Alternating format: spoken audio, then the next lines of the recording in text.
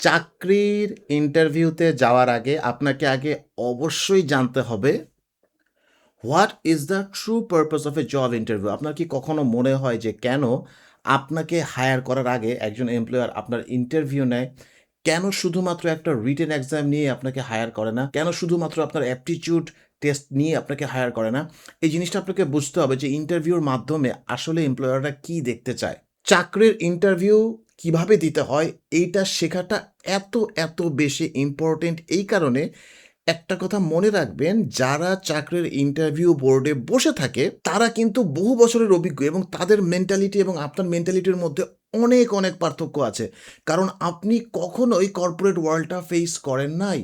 যদিও বা চাকরির ইন্টারভিউ বোর্ডে যারা মেম্বাররা বসে থাকে এবং আপনার মধ্যে মেন্টালিটির অনেক বিশাল একটা পার্থক্য আছে, তারপরও এমপ্লয়াররা আসলে এমন কাউকে খুঁজে বের করার চেষ্টা করে যাকে তাদের মনে হয় যে কাজের মানুষ।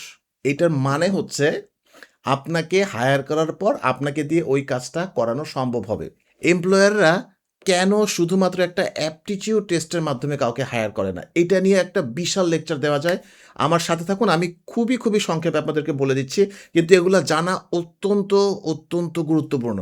কেন এমপ্লয়াররা ইন্টারভিউ অ্যাকচুয়ালি নেয়? আমরা তো ইন্টারভিউর নাম অনেক শুনেছি, ছোটবেলা থেকেই আমরা জানি যে চাকরি করতে হলে ইন্টারভিউ দিতে হয়, কিন্তু ইন্টারভিউটা আসলে কেন দিতে হয়? খেয়াল করে দেখেন তো যে আপনি যখন কোনো পাবলিক বা প্রাইভেট ইউনিভার্সিটিতে ভর্তি হন তখন তো আপনাকে ইন্টারভিউ দিতে হয় না। আপনি একটা এক্সাম দেন, এরপর সে এক্সামের ওপর ভিত্তি করে আপনাকে কিন্তু তাদের ছাত্র হিসেবে নিয়ে নেওয়া হয়। ইউনিভার্সিটিতে, বিশেষ করে প্রাইভেট ইউনিভার্সিটিতে, আপনি আপনার পকেটের টাকা দিয়ে পড়াশোনা করেন, রাইট? আর এই কারণে আপনি যখন এক্সাম দেন, এক্সাম দেওয়ার পর আপনি যখন সেখানে একটা নির্দিষ্ট রকম নাম্বার পান তখন আপনাকে তারা বিভিন্ন সাবজেক্ট অফার করে এবং আপনি টাকা দিয়ে সেখানে ভর্তি হইতে পারবেন। কিন্তু চাকরির ক্ষেত্রে এক্সামের চাইতেও বেশি ইম্পর্টেন্ট হচ্ছে ইন্টারভিউ। ইনফ্যাক্ট অনেক কোম্পানিতে আপনাকে কোনো রিটেন এক্সামই নিবে না, তারা সরাসরি আপনাকে ইন্টারভিউতে ডাকবে এবং অনেক ভালো কোম্পানিতে আপনাকে শুধুমাত্র ইন্টারভিউতেই ডাকবে। যতক্ষণ না পর্যন্ত আপনি বুঝবেন যে ইন্টারভিউ কেন নেয়, ততক্ষণ পর্যন্ত ইন্টারভিউতে আপনি বারবার ফেল করবেন। কারণ ইন্টারভিউর পারপাসটা আপনার কাছে একরকম মনে হতে পারে, এমপ্লয়ারের কাছে একরকম মনে হতে পারে। এমপ্লয়াররা যেইভাবে চিন্তা করে সেভাবে যদি আপনি চিন্তা না করেন, এমপ্লয়াররা যেটা খোঁজে সেটা যদি আপনি ডেলিভারি দিতে না পারেন, তাহলে আপনার চাকরির ইন্টারভিউগুলো আনসাকসেসফুল হবে। মনে রাখবেন, এমনিতেই প্রচুর পরিমাণে কাঠছট কম্পিটিশন। আপনি যত ভালো ইউনিভার্সিটি থেকে পাশ করে বের হন না কেন, আপনাকে খুব অল্প সংখ্যক চাকরিতে ইন্টারভিউতে ডাকবে। ইনফ্যাক্ট অনেক কোম্পানি আছে যে কোম্পানি আপনাকে ইন্টারভিউতে ডাকলেও আপনি সেখানে যাবেন না, কারণ ওইটা আপনার মনের মতো হবে না। তাই আপনার জন্যে অপরচুনিটি কিন্তু অনেক কম। আর এই কারণেই প্রত্যেকটা ইন্টারভিউকে এমনভাবে আপনার ট্রিট করতে হবে যাতে আপনার কাছে এটা মনে হয় যে ওই ইন্টারভিউটাই আপনার জীবনের সর্বশেষ অপরচুনিটি। কারণ সত্যি কথা বলতে আপনি অপরচুনিটি বারবার পাবেন না। এখন আমি আপনাদের কাছে ব্যাখ্যা করব কেন চাকরির ইন্টারভিউ নেওয়া হয়। একটা কোম্পানিতে যখন আপনি রিটেন পরীক্ষা দিবেন, সেই রিটেন পরীক্ষায় যদি আপনি সর্বোচ্চ নাম্বারও পান, স্টিল ওই কোম্পানি আপনাকে হায়ার নাও করতে পারে। মনে রাখবেন, এটা কিন্তু বিসিএস পরীক্ষার মতো না যে বিসিএস পরীক্ষায় যদি আপনি সর্বোচ্চ নাম্বার পান এবং আপনি যদি ভাইবাতেও খুব ভালো নাম্বার পান আপনাকে তারা নিতে বাধ্য। প্রাইভেট কোম্পানিগুলো এইভাবে হায়ার করে না। আপনি যদি রিটেন পরীক্ষায় খুবই ভালো করেন, স্টিল এইটা ওদের কাছে খুব একটা ম্যাটার করে না। ওরা একটা মিনিমাম লেভেলের অ্যাপটিটিউড টেস্ট নিতে পারে। সেই অ্যাপটিটিউডটা যাদের থাকবে তারা সবাই কিন্তু ইন্টারভিউর জন্য কোয়ালিফাইড। ইন্টারভিউর জন্য যারা কোয়ালিফাইড তাদের জন্যে রিটেন এক্সামে তারা কেমন করেছে এটা কখনোই কোনো কোম্পানিতে ম্যাটার করে না। আর এই কারণে ইন্টারভিউ হচ্ছে আপনার ভিডিও গেমসের মতো ফাইনাল বস ফেস করা। তার মানে হচ্ছে এটা হচ্ছে ফাইনাল স্টেপ। এই স্টেপটা যদি আপনি পার হতে না পারেন তাহলে আপনার আর চাকরিটা হবে না। এবার আমি আপনাকে বলছি যে ইন্টারভিউটা আসলে কেন নেওয়া হয়। ইন্টারভিউটা মূলত নেওয়া হয় আপনার পার্সোনালিটি যাচাই করার জন্যে। এখানে পার্সোনালিটি বলতে আসলে কি বোঝাচ্ছে? Let me explain. দেখেন, আপনি আপনার লাইফে একাডেমিক্যালি হয়তোবা খুব গিফটেড ছিলেন, রাইট? আপনি এসএসসি পরীক্ষায় ভালো রেজাল্ট করেছেন, ইন্টারমিডিয়েট পরীক্ষায় ভালো রেজাল্ট করেছেন, অনার্স মাস্টার্স পরীক্ষায় আপনি ভালো রেজাল্ট করেছেন। এখন এই এক্সামগুলোতে ভালো রেজাল্ট করার জন্য আপনাকে কি করতে হয়েছে? আপনাকে প্রতিদিন একটা নির্দিষ্ট সময় পড়াশোনা করতে হয়েছে। যখন এক্সাম হয়েছে তার আগ পর্যন্ত আপনাকে ক্লাস করতে হয়েছে। এক্সামটা কবে হবে, কোন সাবজেক্টের উপর হবে, কোন ভেন্যুতে হবে, কয়টার সময় হবে সেটাও আপনাকে জানিয়ে দেওয়া হয়েছে। আপনি এক্সামের প্রিপারেশন নিয়েছেন, নিয়ে এক্সাম দিয়েছেন এবং আপনি যেহেতু খুব ভালো একাডেমিক্যালি খুব গিফটেড, এজন্য আপনি পরীক্ষাতে ভালো রেজাল্ট করেছেন। এই কোয়ালিটিটা আসলে রিয়েল লাইফে খুব একটা কাজে লাগে না। কারণ রিয়েল লাইফটা হচ্ছে অত্যন্ত ডাইনামিক। কারণ জীবনের কোনো আসলে সিলেবাস নাই, রাইট? একটা এক্সাম্পল দিচ্ছি। গ্রামীণফোন এবং রবি তারা ২ জন কিন্তু হাড্ডাহাড্ডি লড়াই করে মার্কেটে, রাইট? গ্রামীণফোন একটা প্যাকেজ নিয়ে আসে, রবি তার কাউন্টার করার জন্য আরও একটা প্যাকেজ নিয়ে আসে, তারপর গ্রামীণফোন আরও একটা প্যাকেজ নিয়ে আসে। এরকমভাবে তারা কন্টিনিউয়াসলি ফাইট করে। এই যে তারা ফাইট করে এটা কিন্তু কোনো সিলেবাস নাই। মানে গ্রামীণফোন জানে না রবি কোন প্যাকেজটা আগামী মাসে লঞ্চ করবে, রবি জানে না গ্রামীণফোন কোন প্যাকেজটা আগামী মাসে লঞ্চ করবে, রাইট? তো এই যে এই অনিশ্চয়তা, এই যে না জানে, এই অনিশ্চয়তার মধ্যেই কিন্তু ওখানকার যারা এমপ্লয়ি আছে, যারা ওইখানে চাকরি করে, তারা কিন্তু অত্যন্ত ডাইনামিক ডিসিশন এবং ডাইনামিক এনভায়রনমেন্ট, কন্টিনিউয়াসলি চেঞ্জিং এনভায়রনমেন্টের মধ্যে তারা কী করে, কাজ করে।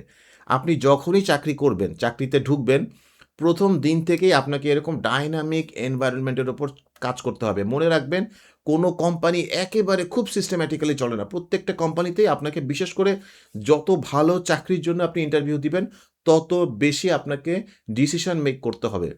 লাইফে আমরা কিন্তু টাফ ডিসিশন খুব কমই মেক করি। ইউনিভার্সিটি পাশ করার আগ পর্যন্ত আমরা জীবনে খুবই, খুবই কম টাফ ডিসিশন ফেস করি। কিন্তু যখনই আপনি চাকরিতে প্রবেশ করবেন, প্রতি মাসে এমনকি প্রতিদিনেও আপনাকে নতুন, নতুন ডিসিশন নিতে হবে।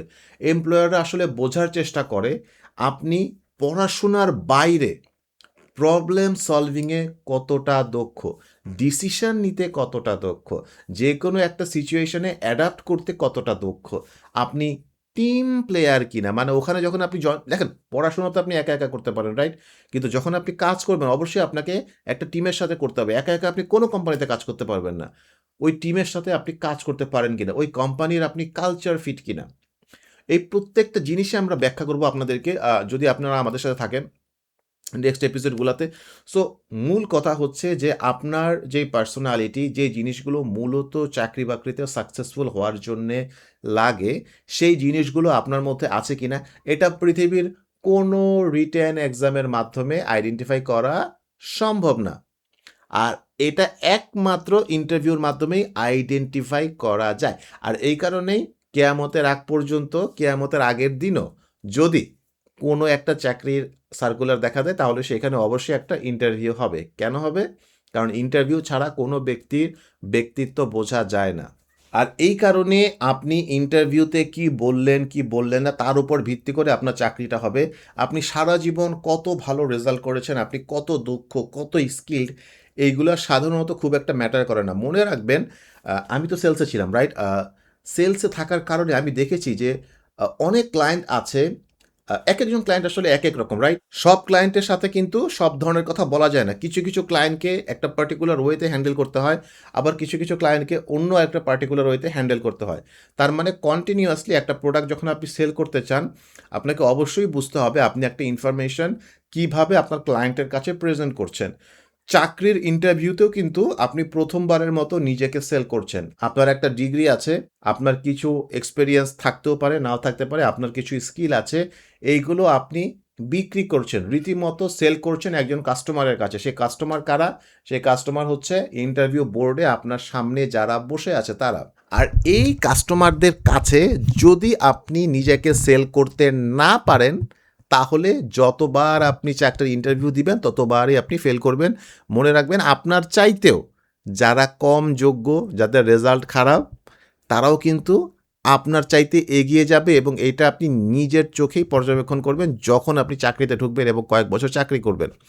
আপনি যদি একটু খেয়াল করে দেখেন, বাংলাদেশে অনেক বড় বড় কোম্পানিতে যারা সিইও আছে, তাদের চাইতেও যারা মেধাবী, তারাও ওই কোম্পানিতে কাজ করে এবং একই ব্যাচের আপনি দেখবেন যে তারা একটু নিচের পজিশনে কাজ করে আর সিইওর একটু উপরের পজিশনে কাজ করে। কারণ সিইওদের ওইভাবে পড়াশোনার ক্ষেত্রে, ব্যাকগ্রাউন্ড ক্ষেত্রে খুব একটা বেশি কিছু ডিফারেন্স নাই, বরঞ্চ অনেকের কম আছে। আমি কারো নাম বলবো না, বাট আপনি যদি খেয়াল করে দেখেন যে খুব ভালো ইউনিভার্সিটি স্টুডেন্টও সেখানে ভালো করছে না, আবার একটা জাতীয় বিশ্ববিদ্যালয়ের স্টুডেন্ট একটা কোম্পানির সিইও হয়ে গেছে, এরকম হচ্ছে। আর এই কারণে আপনি যদি মনে করেন আমি খুবই ভালো একটা ইউনিভার্সিটির স্টুডেন্ট, আমি নর্থ সাউথের স্টুডেন্ট, আমি ঢাকা ইউনিভার্সিটির স্টুডেন্ট, এমনকি আমি আইবি এর স্টুডেন্ট, আমি অস্ট্রেলিয়া থেকে পড়ে আসছি, এই কারণে এমপ্লয়ার ইমপ্রেসড হবে, মোটেও না। এমপ্লয়াররা মূলত একটা পেসিমিস্টিক ভিউ কিন্তু আপনার ব্যাপারে নিয়ে নেয়। কারণ এমপ্লয়াররা যত ইন্টারভিউ নেয় তার মধ্যে 80 থেকে 90%ই কমপ্লিটলি ফেলে দেওয়ার মতো ক্যান্ডিডেট, রাইট? তো এত আজে বাজে ক্যান্ডিডেটদের ইন্টারভিউ নিতে এমপ্লয়ারদের মধ্যে একটা ধারণা হয়ে যাচ্ছে যে ব্যক্তি ইন্টারভিউ বোর্ডে প্রবেশ করছে সে আসলে ওই চাকরির যোগ্য না। তো তারা একটা ওই ধরনের মেন্টালিটি নিয়েই বসে থাকে।